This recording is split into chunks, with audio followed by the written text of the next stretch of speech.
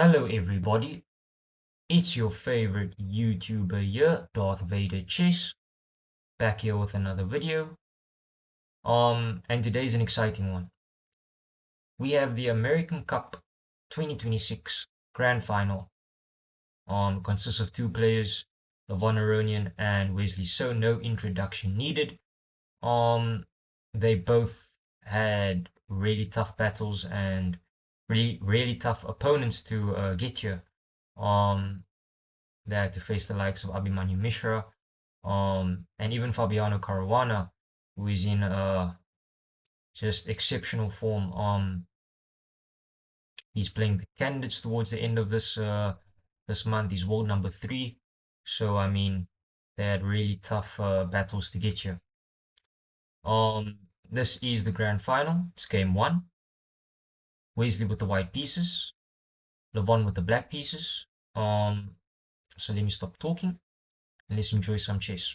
Okay, so Wesley opens up with 1 pawn to e4. We have the king's pawn opening on the board. Pawn to e5 by Levon, knight f3, knight c6, and bishop to c4. We have the Italian game by Wesley. Knight to f6, 2 knights defense by Levon. d3, now we transgress into the modern's bishop opening, chosen by Wesley. And Levon plays bishop to c5, so now we have the Gorioko pianissimo. Castle kingside and castle kingside by both sides. We have knight b to d2. Levon just changing the move order here. Other players like to play rook e1, then they play h3, and then they play knight b to d2, and then f1, and then to g3. But okay, Wesley starts with knight b to d2. And now we have pawn to d5 by Levon, striking in the center. E captures on d5, knight captures on d5, and rook to e1, now threatening that e5 pawn. We have knight to b6, and actually, before this, they were actually following a game, a very famous game played in 2011 between Etienne Bakrut and Temur Rajabov, and Rajabov played the move knight to f6. But here we have knight to b6 by Levon, and it is as of move 8 that we have a completely new game. Okay, so bishop to b3 by Wesley. He doesn't want to lose that bishop. Bishop to g4 by Levon, now pinning the knight. And if this knight decides to move to any of these squares, then the queen would be vulnerable and it would be captured by the bishop. So we have pawn to h3, kicking away the bishop, but not really. Bishop to h5, and now a nice remaneuver of the knight. Wesley plays knight to e4, attacking the bishop with tempo. We have bishop back to e7, and now knight to g3, attacking the h5 bishop. We have bishop captures, queen captures, and pawn to a5, now threatening a4.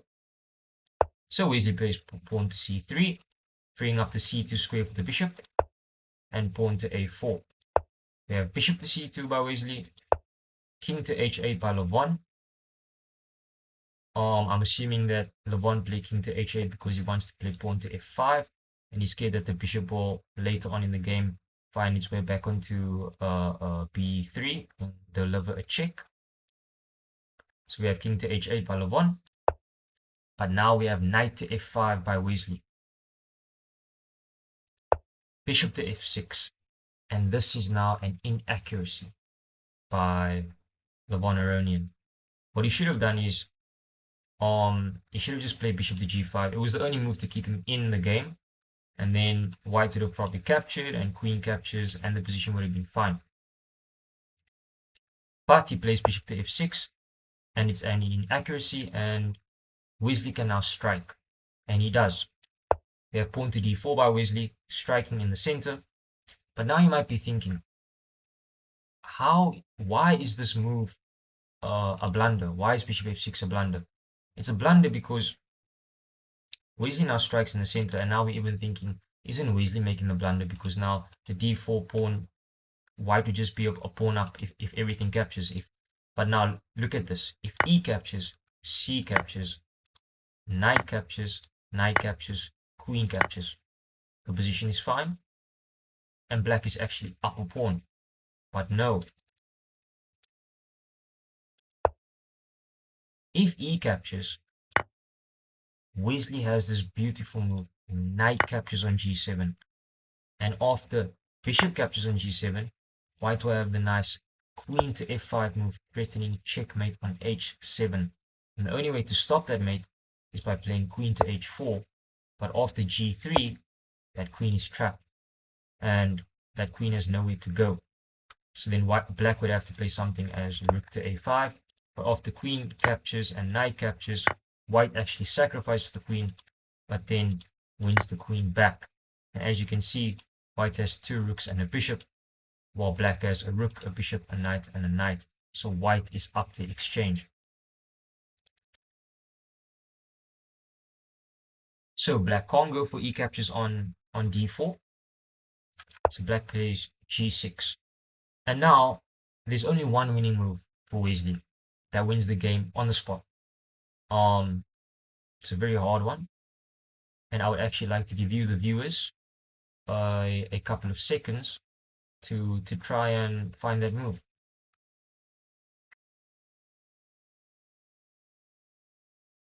If you found this move, you should be on the way to become a super GM, as they say. The move that wins is bishop to e4. Now you're asking yourself, why bishop to e4? It's a really complex one, and I could see why Wesley didn't actually see this move. After bishop to e4, even if black plays like an engine, like a computer, even if Levon plays like a computer, which I would show now, white is just too fast. So it would be e captures, and after bishop captures, b captures, knight captures, and bishop to g7, white would then have to play knight to c6 or queen to c6, and after a move like queen to f6, white would then play bishop to f4. And as you can see, white is up a pawn, so white would be pushing, and his position just looks better overall. Wesley doesn't find this move, and he plays bishop to h6. And now Levon is back in the game. Rook to g8 by Levon, knight back to g3, e captures, and knight to e4. And we have now bishop to h4, another inaccuracy. And you can see by the title of this video, it says fool me once, shame on you. Fool me twice, Wesley was not going to be fooled twice. And now Wesley finds the only winning move in the position. This one isn't as hard as the first one, but it is still hard. So I'd like to give you guys a couple of seconds to try and find this move.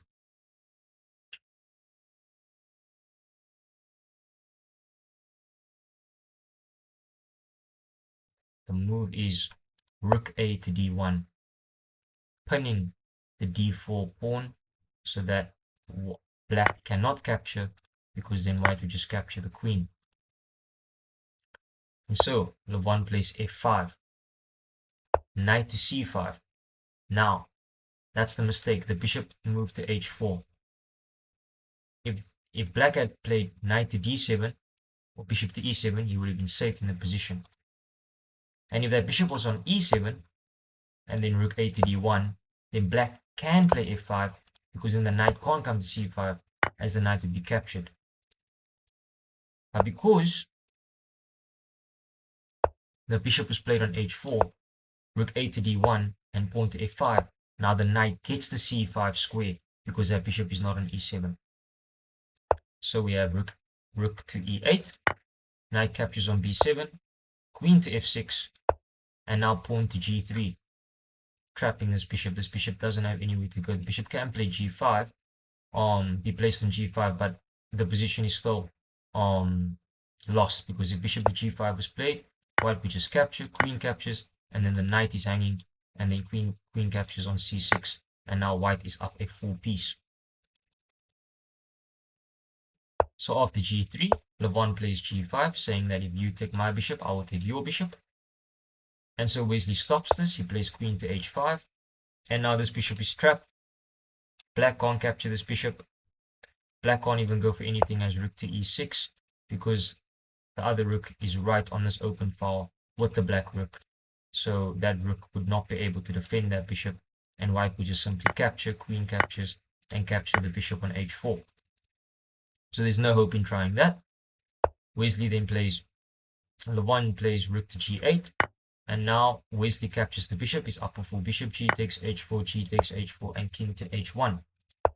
Rook to g6 by Levon, and now Wesley's position is winning by a mile, and because of the placement of Wesley's pieces, he's able to even sacrifice his bishop, which he does. He plays bishop takes f5, now threatening the rook, and now the rook is forced to capture. Rook takes h6, but now we have rook to e8 check by Wesley, rook captures, queen captures check, king to g7, rook to g1 check by Wesley, and now the king has no squares. The f7 square is covered by the queen, this whole back rank is covered by the queen, and obviously the g6 square is covered by the rook and the bishop. So he has to defend, and he has to block with the rook. And now we have bishop captures and h captures. So even though Wesley gave up this bishop, he had calculated everything, and he knew he was going to win the rook back. So after Levon blocks with the rook, we have bishop captures, h captures, and now we have knight to c5, threatening knight e6 check. And if that knight lands there, then the game would basically be over, and there would be a forced mate in 8, and the queen would have to be given up. If I can just show you, if you say black plays a3, knight to e6 check, king to h7, knight to f8 check, king back to g7, rook takes g6 check, and the queen would have to be given up, because if the king decides to hide there, just simply knight to e6 check, queen would have to be forced to plan to f8, and it would be checkmate on the spot. So after knight to c5 played, we have to now block the knight from coming to that e6 square, so knight to d7 is played. White plays rook to e8, now double attacking the knight.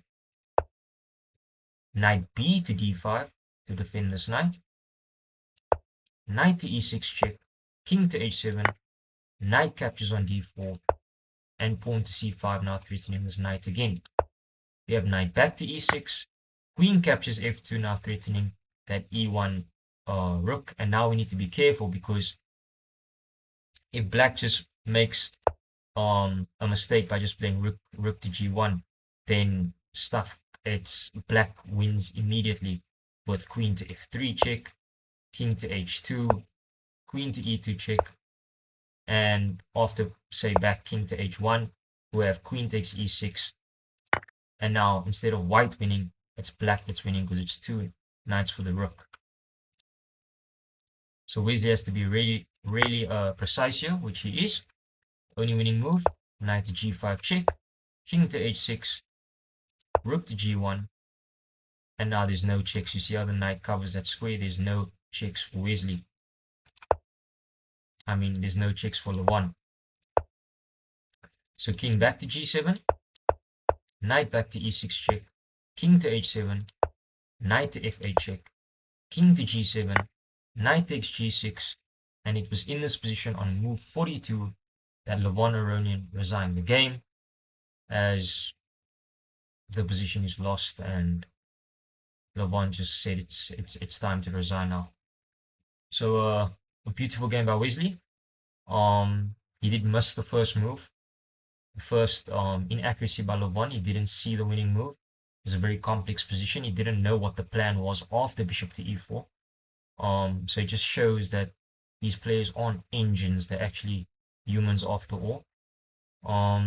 So Wesley takes game 1, and this is the American Cup 2026 Grand Final. And I will see you tomorrow for game 2. Thanks. Guys, I just wanted to say that I was a bit nervous. It is my first video. Um, Hopefully I will get better at this. Um, I am open to improvements on what I should do. Um, but anyways, thanks for the support. Okay, if you guys could please subscribe to my channel, that would be great. And also please leave your comments, your thoughts on the game. Please leave your thoughts on the game in the comment section below, because I do read it. And I just like to see what you guys think on the game, and how I analyze the game for you guys. It's been your boy Darth Vader Chase, and I'm out.